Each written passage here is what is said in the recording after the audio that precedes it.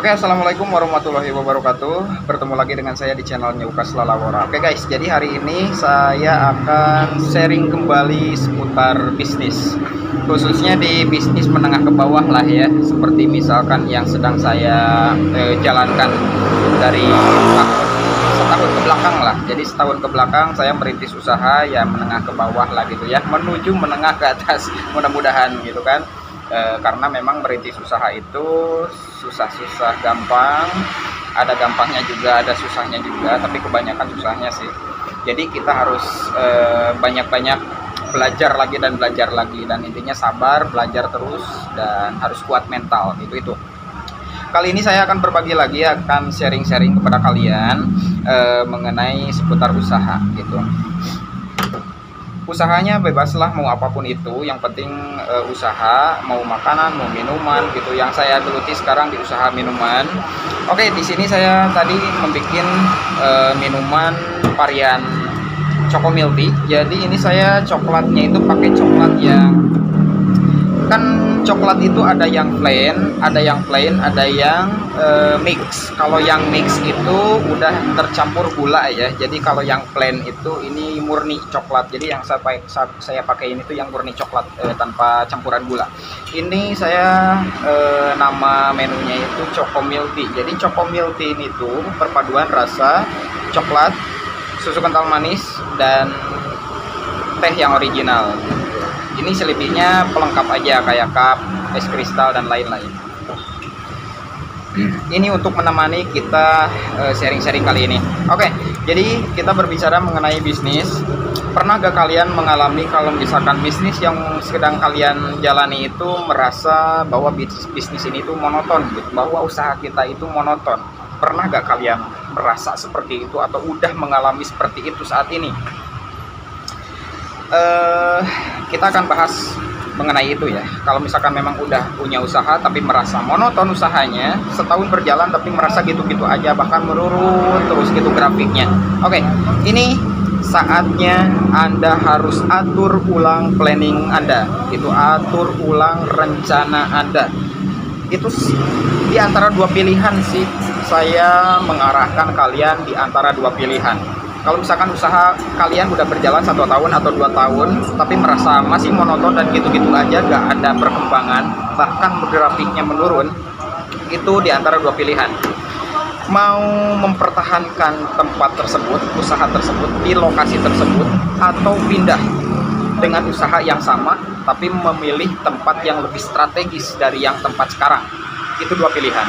Kalau misalkan Anda memilih memilih pilihan, oke lah, saya akan bertahan di tempat yang sekarang karena udah merasa nyaman di sini gitu, harganya, biaya sewanya murah, udah nyaman, orang-orang udah sebagian besar udah tahu kita di sini, cuman kenapa masih monoton gitu. Oke, pilihannya bertahan di tempat ini, berarti harus atur ulang planning kalian.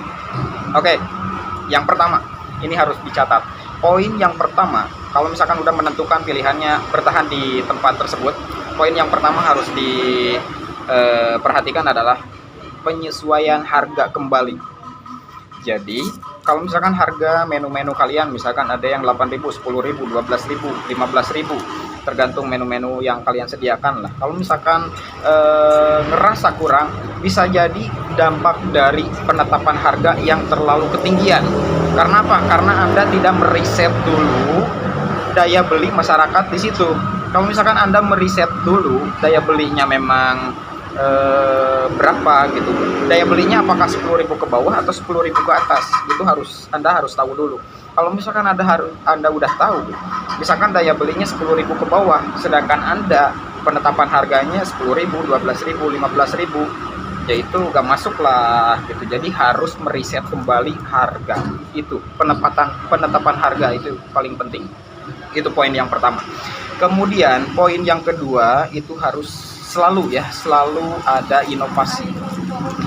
Jadi inovasi itu banyak, bisa dari pertambahan menu terbaru lah gitu, ngikutin tren, ngikutin yang viral. Kalau misalkan yang viralnya es coklat, misalkan es coklat kental, kita bikin minuman es coklat kental, saya juga bikin. Kemudian kalau misalkan menu yang lagi rame-ramenya pakai topping buah-buahan, pakai topping keju A, I, U, E, O, banyak lah topping-topping pilihannya. Itu juga bisa jadi sebagai pilihan. Itu poin yang kedua adalah inovasi. Itu juga harus dilakukan. Kemudian poin yang ketiga, di poin ketiga ini tuh saya menetapkan memang sih harus menyediakan, kita harus berkorban dana ya, harus berkorban dana, anggaran harus kita siapkan buat apa? Buat iklan. Endorsement boleh ke Instagram atau Facebook atau TikTok para kayak selebgram, kayak TikToker yang memang udah terkenal, kita bisa endorse di situ, bayar buat iklan di situ, atau misalkan kita juga mau bikin iklan di platform Google atau apalah gitu, banyak ya di media sosial, kita juga bisa mengisi iklan di situ. Memang harus menyediakan anggaran, tapi itu dampaknya akan lumayan. Itu sangat berpengaruh buat brand image, branding lah, buat branding usaha kita. Itu poin yang ketiga. Oke, jadi harus dicatat ya. Poin pertama, kedua, dan ketiga. Ini poin yang keempat.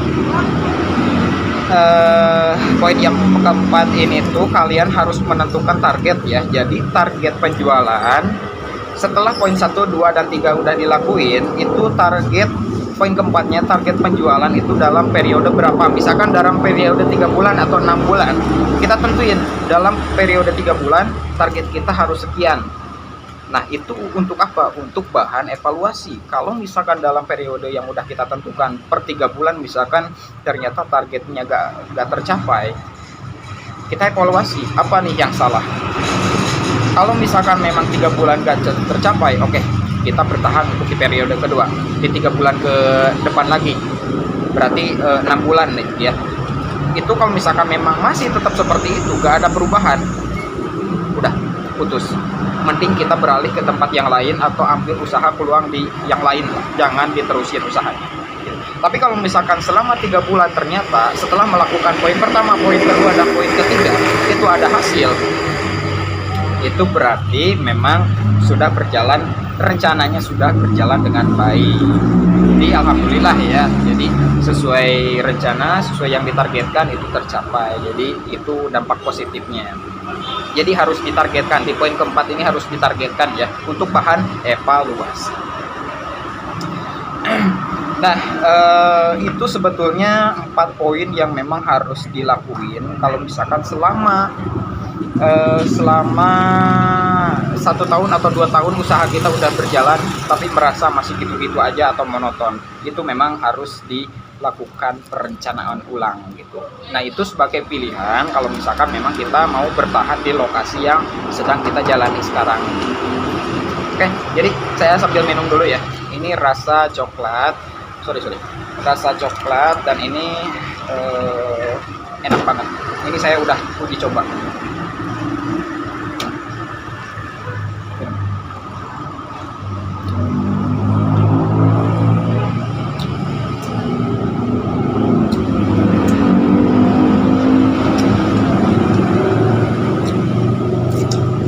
Jadi itu 4 langkah yang harus kalian perhatikan. Karena apa?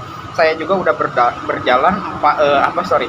berjalan 1 tahun di sini, dan sekarang itu tahun kedua, dan saya juga akan melakukan 4 tahapan yang ini gitu. Jadi selama 1 tahun ini tuh alhamdulillah ya, saya sesuai target lah ya, sesuai target. Tapi bagaimana caranya supaya usaha kita tetap berjalan dengan lancar sesuai target? Dan ide saya sekarang, rencana saya sekarang ekspansi gitu, memperluas pasar saya.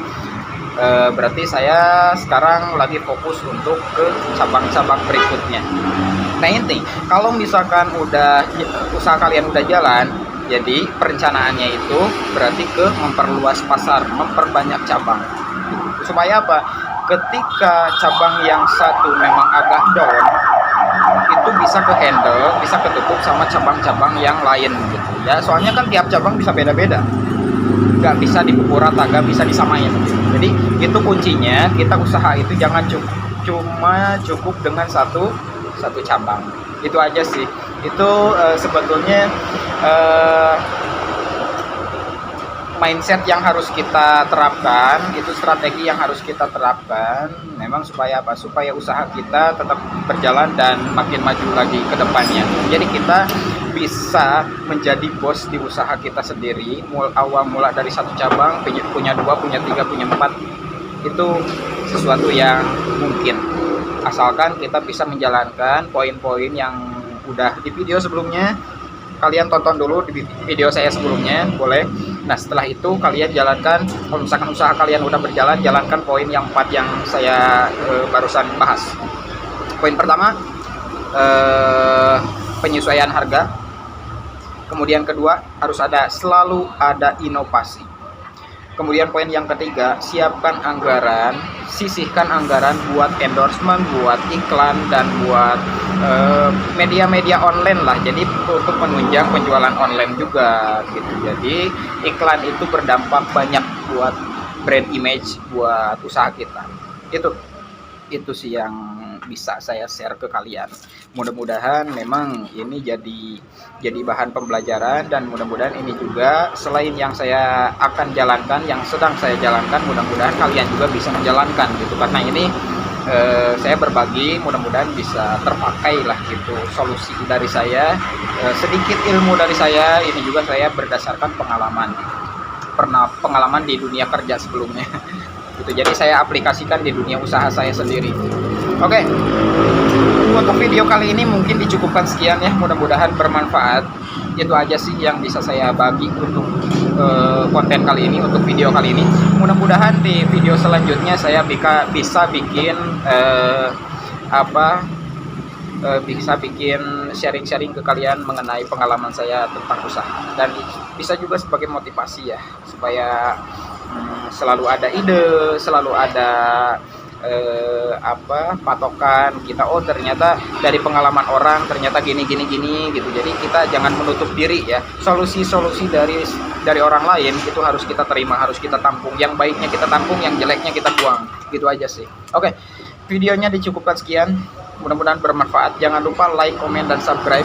Share jika video ini diperlukan. Oke, assalamualaikum warahmatullahi wabarakatuh. Bye.